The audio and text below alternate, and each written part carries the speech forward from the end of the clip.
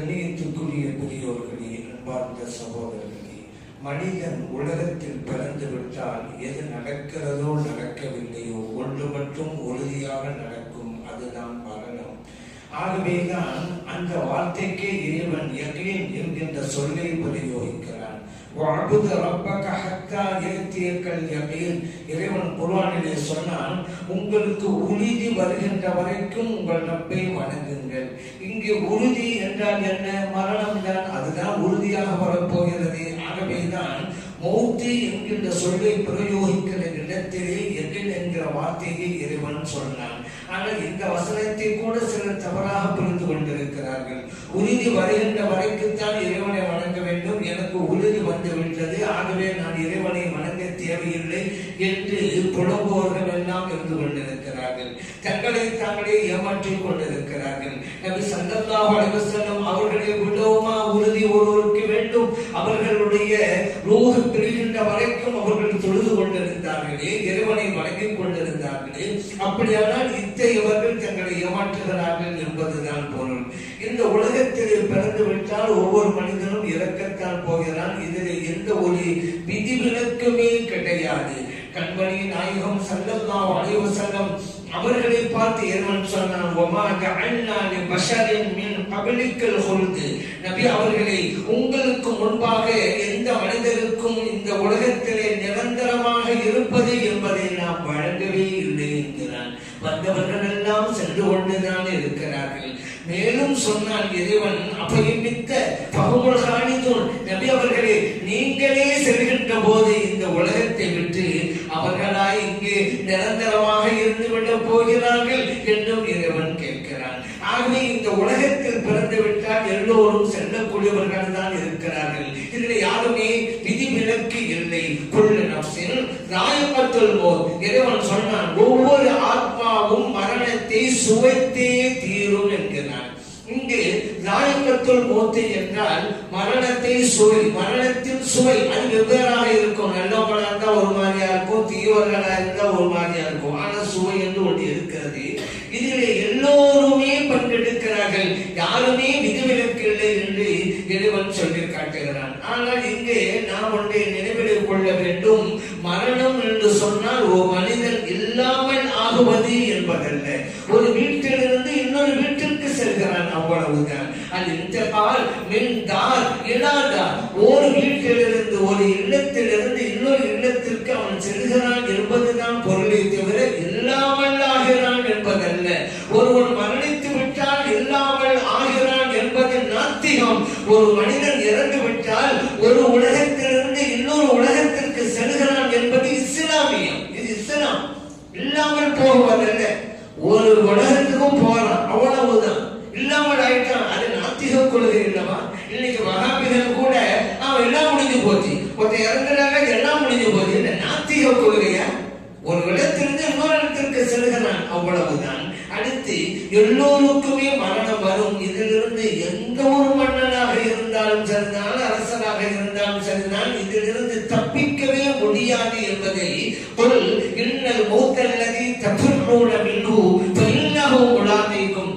எந்த மரணத்தை பார்த்து நீங்க விரண்டு ஓடுகளை எல்லாமே காப்பாடத்தான் செய்யறாங்க. சில பேரு எல்லாருக்கும் மூத்து வருது, எனக்கு மட்டும் வரல என்று சில பேர் புலம்புவாங்க. உதாரணத்துக்கு சொல்லுவாங்க, அந்த மாதிரி ஆர்டிஸ்ட்லாம் வந்துட்டாங்க. என்ன எங்க இங்க வந்தீங்கன்னு இவரு கேட்கிறாரு.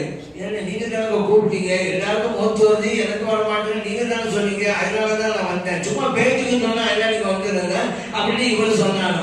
சும்மா சொல்லுவாங்களே தவிர இந்த உலகத்திலிருந்து செல்வதற்கு யாரும் விரும்புவதில்லை. இந்த உலகத்தில் வாழ்வதற்கு தான் விரும்புகிறார்கள். ஆகவே இவர் சொன்னால், எந்த மரணத்தை விட்டும் நீங்கள் விரண்டோடுகிறீர்களோ எங்கு போனாலும் சரிதான், அது உங்களை அடைந்தே தீரும். நீங்க ஒரு பாதுகாப்பான இடத்தை வச்சுக்கிட்டீங்களா, அங்கே மருந்த மௌத்து ஐனமா தகூனு யுத்ரிக்குமுல் மௌத். நீங்க எங்கிருந்தாலும் மரணம் உங்களை அடைந்தே தீரும். வலவ் குன்தும் ஃபீ புரூஜின் முஷய்யதா. பாதுகாப்பான கோட்டைக்குள்ளே நீங்கள் இருந்தாலும் சரிதான், தப்பிக்கவே முடியாது. அல்லாஹ் நினைச்சா நீங்க இந்த உலகத்தில் வாழணும்னு நினைச்சா பாதுகாப்பான கோட்டைன்னு தேவையில்லை, சாதாரண பொருளிலிருந்து உங்களை பாதுகாத்து விடுவான். நபி ஸல்லல்லாஹு அலைஹி வஸல்லம் அவர்களையும் ஹஜ்ரத் அபூபக்கர் ஸித்தீக் ரலியல்லாஹு அன்ஹு அவர்களையும் சவுர் குகையிலே ஒரு சிறந்த வலையை இறைவன் முடிவெடுத்து விட்டால் சிறந்து வரை போதும். ஆனால் உங்களை மரணிக்க செய்ய வேண்டும் என்று முடிவெடுத்து விட்டால் நீங்கள் கோட்டைக்குள் இருந்தாலும் சரிதான், மரணம் வந்துதான் தீரும். அதிலிருந்து தப்பிக்க முடியாது என்பதை இறைவன் அற்புதமாக எடுத்து காட்டுகிறார். அதனால மரணம்ங்கிறது உறுதியா வரப்போது. நம்முடைய கடமை என்ன? நம்ம போற இடத்துக்கு தேவையான வணக்க வழிபாடுகளை செஞ்சு கொள்ளுங்க. அதுதான் நம்முடைய முக்கியமான தேவை. ஒவ்வொரு ஆத்மாவும் நாளை வறுமைக்காக எதை சேமித்து வைத்திருக்கிறது என்பதை சிந்தித்து பார்த்து கொள்ளட்டும் என்கிறான். ஒவ்வொரு நாளும் கணக்கு போடுங்க. நம்ம போறோம் இந்த உலகத்தை விட்டு. நாள் வேண்டாம் வித்தியாசம் இருக்கலாம், வருஷம் வேண்டாம் வித்தியாசமா இருக்கலாம். ஆக போறோம். போகிற இடத்துக்கு எதை நம்ம சேமிச்சு வச்சிருக்கோம் சிந்தியுங்கள் என்கிறான் இறைவன். கொஞ்சமா சிந்திச்சு பாருங்க. ஏதோ வந்தது, பிறந்தது, சாப்பிடுறது, தூங்குறது அதோட போச்சா? அது வராம இருக்கலாமே. இதுக்குத்தான் அல்லாஹ் அவங்களை படைச்சான ஹலகல் மௌத வல் ஹயாத லியப்லுவக்கும் அய்யுக்கும் அஹ்ஸனு அமலா. அல்லாஹ் அப்படியே சொல்றான். உங்களுக்கு வாழ்க்கை கொடுத்தான், அல்லாஹ் மரணத்தையும் கொடுக்கிறான். ஏன்? உங்களை சோதிப்பதற்காக. டெஸ்ட்ங்க, பரீட்சை வைக்கிறான். அதுல நீங்க வெற்றி அடைய வேண்டும், பாஸ் பண்ணணும். அப்பதான் அவங்க சொர்க்கத்துக்கு போக முடியும். அவர் அர்த்தத்தோடு தான் இறைவன் நம்மை இங்கே படைத்திருக்கிறான் என்பதை நினைவிலே கொள்ள வேண்டும். நபி ஸல்லல்லாஹு அலைஹி வஸல்லம் கூட சொல்றாங்கல்ல, இதா மாத்தல் இன்சான் இன்கதா அமலுஹு குல்லுஹு. மரணிச்சிட்டா எல்லாம் முடிஞ்சு போச்சு. அப்ப நீங்க வணக்கமா செய்ய முடியாது. மூன்று உண்டு, அது பெறலா நமக்கு வரக்கூடியதுதான். நாம் செய்கிற வணக்கம்ங்கிறது முடிஞ்சு போச்சு. நபி ஸல்லல்லாஹு அலைஹி வஸல்லம் சொன்ன சதகத்துன் ஜாரியா விட்டுன்னு போங்க, வந்து விட்டுருக்கும். குழந்தை உங்களுக்கு துஆ செய்ய வந்து விட்டுருக்கும். அவ்வளவுதான். கல்வி நீங்க விட்டுட்டு போங்க, அந்த கல்வி மூலம் உங்களுக்கு பணம் கிடைச்சிக்கிட்டே இருக்கும். ஆனா நீங்க செய்கிற தொழுகை, நீங்கள் நோக்கிற நோன்பு, நீங்கள் வழங்குகிற ஜகாத், நீங்கள் செய்கிற திக்ர், நீங்கள் ஓதுகிற ஸலவாத் அனைத்தும் முடிந்து போய்விடுங்க. ரூஹ் இருக்கிற வரைக்கும் தான் நீங்க வணக்கத்தை செஞ்சுக்கிட்டே இருக்க முடியும். நபி ஸல்லல்லாஹு அலைஹி வஸல்லம் இந்த உலகத்தை கண்டு ஏமாந்து போகாதே. அல்மாலு வல்பனும் ஸீனத்துல் ஹயாத்துத் துன்யா. இந்த உலகத்தில் உன்னுடைய கண்களை மயக்குகிற பொருள் ரெண்டு தான், ரெண்டு செல்வங்கள். ஒன்று பொருட்செல்வம், இன்னொன்று குழந்தை செல்வம். அந்த இரண்டுமே இந்த உலகத்தின் அலங்கார பொருட்கள் என்கிறான் இறைவன். மேலும் சொன்னான், இன்னமா அம்வாலுக்கும் வஅவுலாதுக்கும் ஃபித்னா. நீங்கள் விரும்புகிற அந்த இரண்டு செல்வங்களும், பொருள் செல்வங்கள், குழந்தை செல்வங்கள் ரெண்டும் உங்களுக்கு வழங்கப்பட்ட சோதனை பொருட்கள் என்கிறார். ஆனா அதைத்தான் மக்கள் விரும்பிக் கொண்டே இருக்கிறார்கள். நபி ஸல்லல்லாஹு அலைஹி வஸல்லம் சொல்றாங்க, எவ்வளவு காலத்துக்குப்பா இந்த உலகத்தில் இருக்க போற? நபி ஸல்லல்லாஹு அலைஹி வஸல்லம் ஒரு உதாரணத்தை சொன்னாங்க. ஒரு பயணி போகிற வழியிலே இளைப்பாறுவதற்காக ஒரு மரத்தின் நிழலின் கீழே உறங்குவான், சற்று இளைப்பாறுவான், ஓய்வெடுப்பான், பிறகு அந்த இடத்தில் சென்று விடுவான். அந்த மரத்திலே இருந்து ஓய்வெடுப்பதற்கு எவ்வளவு காலம் தேவை? அதுதான் இந்த உலக வாழ்க்கை என்கிறார்கள் நபி ஸல்லல்லாஹு அலைஹி வஸல்லம் அவர்கள். அவன் அந்த மரத்துக்கு கீழே உட்கார்ந்துக்கிட்டு பெரிய வீடு கட்டான்னு வச்சுக்கோங்க. நம்மள என்னப்பா கொஞ்ச நேரம் உட்கார்ந்து எடுத்துட்டு போப்பாரு, இந்தியா வீடு கட்டிக்கிட்டு இருக்க நம்ம சொல்லுவோம்ல, அதே போலதான் இந்த உலகத்துல நாம் கொஞ்ச நேரம் இழப்பாரோம் போக போறோங்க. இந்த காலம் மிகவும் குறுகியது. அந்த குறுகிய காலத்தில் நம்முடைய வணக்க வழிபாடு எப்படி இருக்க வேண்டும் யோசித்து பார்க்க வேண்டும். இப்பொழுதெல்லாம் 60 வயது 70 வயது போகிற ஓட்டம் தெரியலைங்க. அப்படிங்கிற போது அப்பொழுதெல்லாம் நேரம் தவழ்ந்தது, பிறகு நடக்க ஆரம்பித்தது, அதற்கு பிறகு ஓட ஆரம்பித்தது, இப்போது பறந்து கொண்டிருக்கிறது. வருடம் மாதத்தை போல போகுதுங்க, மாதம் வாரத்தை போல, வாரம் நாளை போல, நாள் சில மணி துளிகளை போல போய்கிட்டே இருக்குது. அந்த அளவுக்கு வேகமாக ஓடுகிறது. நம்மளுடைய வாழ்நாளை பத்தி யோசிச்சோமா? இல்லையே. நபி ஸல்லல்லாஹு அலைஹி வஸல்லம் அவர்கள் இந்த வாழ்நாளை பயன்படுத்திக் கொள்ளுங்க, உங்களுடைய ஹயாத்தை மரணம் வருவதற்கு முன்பாக பயன்படுத்திக் கொள்ளுங்க என்றார்களே. நம்முடைய காலம் செல்ல செல்ல வயது கூடுகிறது, வாழ்நாள் குறைகிறது. சொன்னோம், நீங்க ஒரு வயசு கூடிடுச்சு, ஒரு வருஷம் கூடிடுச்சு, ரைட்டு. உங்களுக்கு நிர்ணயிக்கப்பட்ட வாழ்நாள் குறைஞ்சு போகுதுல. ஒரு ஆளுக்கு 70 வயசு என்று எல்லாம் நிர்ணயித்தான்னு வச்சுக்கிறேங்க. போன வருஷம் அவருக்கு 40 வயசு. போன வருஷம் அப்ப 40 வயசாயிடுச்சு. அவருடைய தவணையில 30 வருஷம் பாக்கி இருக்கு. அப்படித்தானே? அவருக்கு இந்த வருஷம் வந்துட்டா 41வது வருடம் கூடுது. ஆனா மீதம் இருக்கிறது 29 வருஷம் தான் வாழ்நாள் குறைஞ்சிருக்கு. அடுத்த வருஷம் 42 வயசு கூடும், வாழ்நாள் குறைஞ்சிடும், 28 தான் பாக்கி. உங்களுடைய வாழ்நாள் வயசு கூட கூட வாழ்நாள் குறைந்து கொண்டே போகிறது என்பதையும் நினைவிலே வையுங்கள் என்று அன்பர் மக்கள் சொல்லித் தருகிறார்கள். நாம் வாழ்கிற வாழ்வு அற்ப வயது, சொற்ப வயது. அதிலே இருப்பதற்கு நாம் நல்ல முறையிலே பயன்படுத்திக் கொண்டால் நாம் வெற்றியாளர்கள். அந்த காலத்துல நிறைய காலம் வாழ்ந்தாங்க. இப்ப நமக்கு அப்படி இல்லை. அந்த காலம்லாம் 500 வருஷம், 600 வருஷம், 700 வருஷம், 800 வருஷமெல்லாம் வாழ்ந்தவங்களாம் இருக்கிறாங்க. 1000 வருஷம் வாழ்ந்தவங்கலாம் இருக்கிறாங்க. ஆனா ஒரு நிகழ்வு சொல்லுவாங்க. ஒரு அந்த காலத்துல நபியாக அனுப்பப்பட்டவங்க போயிட்டு இருக்கும்போது ஒரு பெண்மணி வழியில அழுதுகிட்டு இருந்தாங்க. பக்கத்துல ஒருவன், அவங்க இறந்த நிலையில. அவங்க அம்மாட்ட கேட்டாங்க, ஏம்மா அழுவீங்க? ஏன் குழந்தை இறந்து போச்சுன்னாங்க. குழந்தைக்கு வயசு என்ன? இவங்க கேட்டாங்க. 200. என்ன குழந்தைக்கு 200? ஆமா, 800 வருஷம் வாழக்கூடியவங்களுக்கு 200 கம்மி தானே, குழந்தை தானே, அதெல்லாம் குழந்தை தானே. இதுக்கு 200 வருஷம் வாழ்ந்துட்டாங்களோ உங்க பிள்ளை, இதுக்கே அழுவுறீங்க? ஒரு காலம் வர பின்னால அவங்களுடைய ஒட்டுமொத்த வாழ்நாள 100 வயசுக்குள்ளதான். அந்த அம்மா கேட்டாங்க, இல்ல 100 வயசுக்குள்ளதான் மொத்தமா எல்லாருக்கும் வாழ்நாளா? ஆமாண்டாங்க இந்த பெரியவங்க. அப்பா அந்த அம்மா சொன்னாங்க, அப்படின்னு அவங்க வீட்டெல்லாம் கட்ட தேவையில்லையே, ஒரு இடத்துல ஒதுங்கிட்டு தூரத்துல போயிடலாமே அப்படின்னு அவங்க சொன்னாங்க. ஆனா அன்றைக்கு கட்டாத வீடுகளை நாம் தான் கட்டுக் கொண்டிருக்கிறோம். இன்றைக்கு அவர்கள் எழுப்பாத மாளிகைகளை நாம் தான் எழுப்பிக் கொண்டிருக்கிறோம். இன்னைக்கு அப்படியே மாறி போச்சு எல்லாமே. என்னத்தை கொண்டு போறோம் இந்த உலகத்தை விட்டோம். இவங்க மகா அலெக்சாண்டர் கேள்விப்பட்டிருப்பீங்க, இஸ்கந்தர் துல்கர்னைன். அவங்க சொன்னாங்க, அவங்க யாரு? உலகத்தையே கட்டி ஆண்டவர்கள். சொன்னாங்க, நான் மரணித்ததற்கு பிறகு எனது உடலை சந்து பெட்டியிலே வைத்து நீங்கள் தூக்கி செல்கின்ற போது எனது 2 கைகளையும் அந்த பெட்டிக்கு வெளியிலே தெரியுமாறு வைத்து விடுங்கள். உலக மக்கள் எல்லாம் அதை பார்த்து ஒரு உண்மையை புரிந்து கொள்ளட்டும்.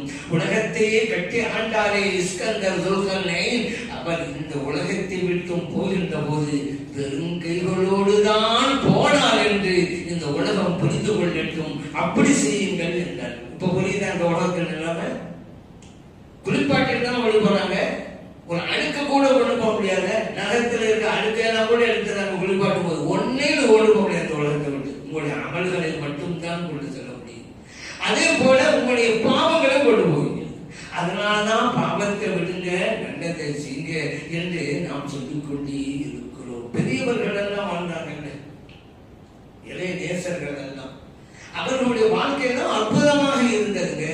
இந்த உலகத்தையே அவர்கள் சொர்க்கமாக்கிக் கொண்டார்கள். நாம் இங்கே வணங்குகிறோம் மறுமையிலே சொர்க்கம் கிடைக்க வேண்டும் என்பதற்காக. ஆனால் அந்த இறை நேசர்களோ இந்த உலகத்தின் வாழ்வின் மூலம் இந்த உலகையே சொர்க்கமாக்கிக் கொண்டார்கள். எங்கு நோக்கினாலும் இறைவனையே பார்ப்பார்கள். அப்படியானால் இந்த உலகமும் அவர்களுக்கு சொர்க்கம் தான். இமாம் ஜாஃபர் சாதிக் ரலியல்லாஹு அன்ஹு அவர்கள் இந்த வசனத்துக்கு விளக்கம் கொடுக்கிறார்கள். நல்லோர்கள் சொர்க்கத்தில் இருப்பார்கள். மற்றவங்க சொன்னாங்க, இந்த உலகத்தில் நல்லவங்களா வாழ்ந்தா மறுமையில சொர்க்கம் கிடைக்கும். வசனத்தின் விளக்கம் அதுதானே. ஆனால் இமாம் ஜாஃபர் சாதிக் ரலியல்லாஹு சொன்னாங்க, நல்லோர்கள் சொர்க்கத்திலே இருக்கிறார்கள் என்று இறைவன் சொன்னது இந்த உலகத்திலேயே தான் என்கிறார்கள். அப்படி வாழ்ந்தார்கள். ஆகவேதான் சாபித்துல் புனானி ரஹ்மத்துல்லாஹி அலைஹி என்கின்ற இறை நேசர் சக்கராத் ஹால்ல இருக்கிறாங்க. அவர்கள் இருக்கிற இடத்துக்கு அவருடைய மகன் போனாங்க, சொல்லிக் கொடுக்கிறாங்க, தொல் யாருக்காக இல்லல்லா. நம்ம கூட அப்படித்தானே சக்கராத் ஹால்ல இருந்தா கலிமா சொல்லி கொடுப்போம் அல்லவா? அந்த மாதிரி அந்த மகனும் தன்னோட தந்தைக்கு கலிமா சொல்லி கொடுக்குறாங்க. லாயிலாக இல்லல்லான்னு சொல்லுங்க வாப்பா அப்படி சொல்லி கொடுக்குறாங்க. அப்ப சாபித்துல் புனானி ரஹ்மத்துல்லாஹி அலைஹி என்ன தெரியுமா சொன்னாங்க? 5வது விருது முடிச்சுட்டு 6வது விருதை ஓதிட்டு டிஸ்டர்ப் பண்ணாங்க அப்படின்னாங்க. வழமையாக ஓது வருகிற அந்த அவுராதுகளை நான் ஓதிக்கொண்டு வருகிறேன். 5வது விருதை முடித்து விட்டேன், 6வது விருதை நான் ஓதிக்கொண்டிருக்கிறேன். என்ன நீ அதை சொல்லி இதை சொல்லி எனக்கு எழுதி கொடுத்துட்டு இருக்கேன் என்று கேட்கிறார்கள் சாபித்துல் புனானி ரஹ்மத்துல்லாஹி அலைஹி அவர்கள். உண்மையும் அதுதானே. கலிமாவை மறந்தவர்களுக்கு தானே கலிமாவை சொல்லிக் கொடுக்க வேண்டும். தம்முடைய வாழ்க்கையே கலிமாவாக ஆக்கிக் கொண்ட இறை நேசர்களுக்கு நீங்கள் கலிமாவை சொல்லிக் கொடுக்க வேண்டுமா? அவருடைய வாழ்க்கையே கலிமா தானே. ஆகவேதான் இன்னொருவர் ஹஸ்ஸான் இப்னு அபி சின்னான் ரஹ்மத்துல்லாஹி அலைஹி அவர்கள் சக்கரதால இருக்கிறாங்க. பக்கத்துல கேட்டாங்க, இந்த இந்த சக்கராத் ஹாலுடைய கஷ்டத்தை நீங்க உணர்றீங்களா? ஏன்னா சக்கராத் ஹால்ல எல்லாம் கஷ்டம் இருக்கும், அது நம்ம பார்க்கிறோம். அதைத்தான் கேட்கிறாங்க, கஷ்டத்தை உணர்கிறீர்களா? அந்த ஹஸ்ஸான் இப்னு அபீ சினான் ரஹ்மத்துல்லாஹி அலைஹி சொன்னாங்க, இறைவனை சந்திக்க போகிற மகிழ்ச்சியிலே இருப்பவர்களுக்கு எப்படி கஷ்டம் இருக்கும். நான் அல்லாஹ்வை சந்திக்க போறேன், எனது ரப்பை நான் சந்திக்க போகிறேங்கிற சந்தோஷத்துல நான் இருக்கிறேன், எனக்கு போய் கஷ்டமா என்று கேட்கிறார்கள் அந்த பெரியவர்கள். அதனாலதான் சொல்லுவாங்க, மௌத்துண்டா என்ன தெரியுமா? அல் மௌத்து ஜிஸ்ருல் யூஸ்ருல் ஹபீப் இலல் ஹபீப். மரணம் என்பது ஒரு நேசரை தன் நேசரின் பக்கம் இணைத்து வைக்கிற பாலம். பெரியவங்களுக்கெல்லாம் அல்லாஹ் சந்திக்கிறதுக்கு தடையா இருக்கிறத மரணம் தாங்க. ஆகவே அவர்கள் மரணத்தை நேசிப்பார்கள், மரணத்தை முத்தமிடுதல் வாங்கல அவங்கள்ட்ட நேசிப்பாங்க. சாமானியர்கள் தான் பயப்படுவாங்க, மூத்து வந்து போய் என்ன செய்யறது, இனிமே என்ன செய்யணும் அப்படின்னா யோசிப்பாங்க. அதனாலதான் நீங்க வணக்கத்தை நிறைய செய்யுங்க அப்படிங்கிறோம். பிறகு கவலைப்பட்டு ஒண்ணு இல்லைங்க, லவ்லா அஹர்தனி இலா அஜலின் கரீப். கடைசி நேரம் வந்த போது அவரு ரிக்வெஸ்ட் பண்ணுவாரு, கோரிக்கை வைப்பாரு, கொஞ்ச நேரம் என்னை விட்டுவிடு நாயனே, லவ்லா அஹர்தனி இலா அஜலின் கரீப் ஃபஅஸ்ஸதக வ குன்ன சாலிஹின். யா அல்லாஹ் கொஞ்ச நேரம் முடியல, அவகாசம் கொடு, நான் தர்மம் செய்யறேன், நல்லவனா ஆகிறேன், அப்புறம் என் ரூஹை கைப்பற்றுகிறேன். முடிஞ்சு வர முடியாது. வலையோ அஹ்ரல்லாஹு நஃப்ஸன் இதா ஜாஅ அஜலுஹா. தப்பனை வந்து விட்டால் இறைவன் ஒரு நொடிப்பொழுது கூட பிற்படுத்த மாட்டான், முடிஞ்சு போச்சு. ஆகவேதான் அந்த மௌத்தை எல்லாருமே வெறுக்கிறோம், ஆனா இறை நேசர்கள் விரும்புவார்கள். காரணம், அதுதான் இறைவனை சந்திக்க வைக்க போகிறது. தன் ஒரு நேசரை இன்னொரு நேசரின் பக்கம், ஒரு நேசர்னா வலியுல்லா, இன்னொரு ஹபீப் அல்லாஹ், அல்லாஹ்வின் பக்கம் இணைத்து வைக்கிற பாடம் அது. அந்த சந்தோஷத்தில் நான் இருக்கிறேன், எனக்கு எப்படி கஷ்டம் இருக்கும் என்று கேட்கிறார்கள். அதனாலதான் நாமெல்லாம் அல்லாஹ்வுடைய ரூஹை அமானிதமாக பெற்றோம். நம்முடைய ரூஹ் ஓடி இருக்குது. மௌத்துனா என்ன? ரூஹு பிரிவதே தானே, உடலை விட்டும் ரூஹு பிரிவது. அந்த ரூஹை இறைவன் நமக்கு அமானிதமாக கொடுத்தான். வநஃபக்து ஃபீஹி மிர் ரூஹி என்று அல்லாஹ் சொன்னான். எனது ரூஹை ஊதினேன் மனிதனிடம் என்று அல்லாஹ் சொன்னான். எனது ரூஹை ஊதினேன்றவன நம்ம அடங்கிற கூடாது, அல்லாஹ்வுக்கு ரூஹ் இருக்குது போல அப்படின்னு அப்படி அடங்கிறாங்க. அல்லாஹ்வுக்கு ரூஹெல்லாம் கிடையாது. ஏன்னா அல்லாஹ்வுக்கு ஒண்ணு உடலா இருக்குது, அல்லாஹ் உருவமா இருக்குது. எனது ரூஹு என்றால் இறைவன் அந்த ரூஹை புனிதப்படுத்துகிறான், தன் பக்கம் இணைத்து. காபத்துல்லாவை வைத்து எனது இல்லம் என்று சொன்னான் அல்லவா, நோன்பை எனக்குரிய வணக்கம் என்றான் அல்லவா, அந்த பெருமைப்படுத்துவதற்காக சொன்னான் எனது ரூஹை ஊதினேன். அல்லாஹ் ரூஹ் உடைக்கிற கூடாது, இவனுக்கு ஆபத்து வந்து சரி, எனது ரூஹை ஊதினேன். அந்த அல்லாஹ் தூய்மையானவன், அவனிடமிருந்து நாம் பெற்ற ரூஹு தூய்மையானது, அமானிதமாக கிடைத்திருக்கிறது. அந்த ரூஹை தான் மௌத்துல் நேரத்திலே நாம் ஒப்படைக்க போகிறோம். அமானிதமாக தூய்மையாக நிலையில் நாம் பெற்றதை தூய்மையாகத்தானே திரும்ப ஒப்படைக்கணும். அதனால அமானிதம். ஒருவர் நம்மகிட்ட ஒரு பொருளை தந்து பாதுகாத்து வைக்க அப்படின்னு சொன்னா எந்த சிதைவும் சேதாரமும் இல்லாமல் திரும்ப ஒப்படைக்க வேண்டும், அது கடமை. நமது ரூஹை இறைவன் மட்டும் கொடுத்தான், அவன் தூய்மையானவன், அவன் தந்த ரூஹும் தூய்மையானது. நாம் திரும்ப ஒப்படைக்கின்ற போது அதே தூய்மையான முறையிலே தானே ஒப்படைக்க வேண்டும். அந்த ரூஹை அழுக்குப்படுத்தி அசுத்தப்படுத்தி ஒப்படைச்சா அமானித ஒழுங்கா நிறைவேற்றது. இப்ப புரியுதா?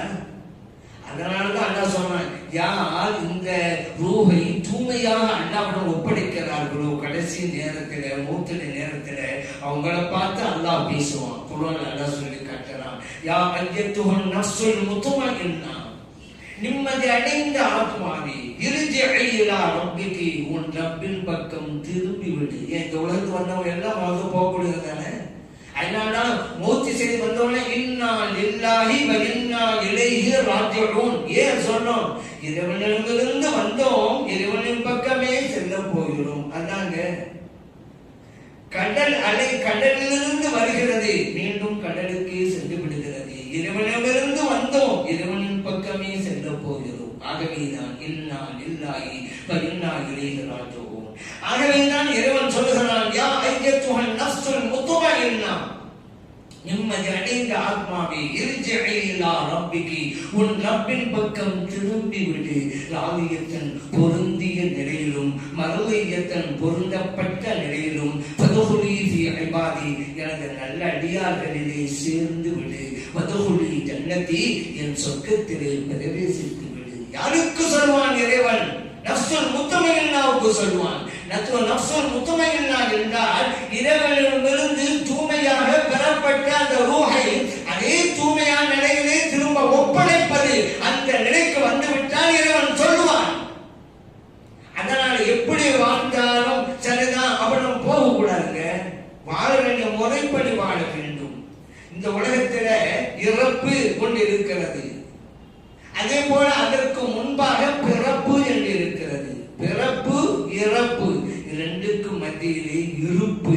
அந்த இருப்பு நல்லதாக இருக்க வேண்டும், அப்பொழுதுதான் அந்த இறப்பு அர்த்தம் உள்ளதாக இருக்கிறது. ஆக இந்த உலகத்தில் வாழ்ந்த போது ஏதோ பிறந்தோம், இருந்தோம், இறந்தோம் அப்படி வாழக்கூடாதுங்க. அது எல்லாமே வாழுது. நடைகள் கூட அப்படிதான் வாழ்ந்துட்டு இருக்கு. அது இருக்குதுல, இறப்பது பிறப்பது ரெண்டு இருக்குல்ல. ஆகவே பிறந்தோம், இருந்தோம், இறந்தோம் என்பதல்ல, பிறந்தோம், இருந்தோம், சிறந்தோம் என்ற நிலைக்கு வர வேண்டும்.